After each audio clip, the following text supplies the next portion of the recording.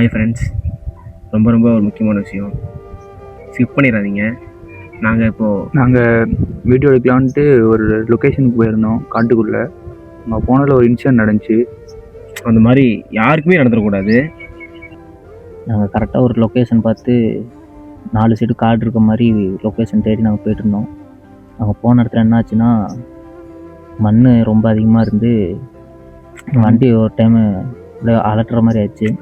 இப்போ நான் வண்டி ஓட்டுறேன், எனக்கு என்னன்னா முன்னாடி ஆடுது நடுக்காடு. ஈவினிங் ஒரு 8 மணி இருக்கும், 6 மணி இருக்குமா, 7:45 இருக்கும்.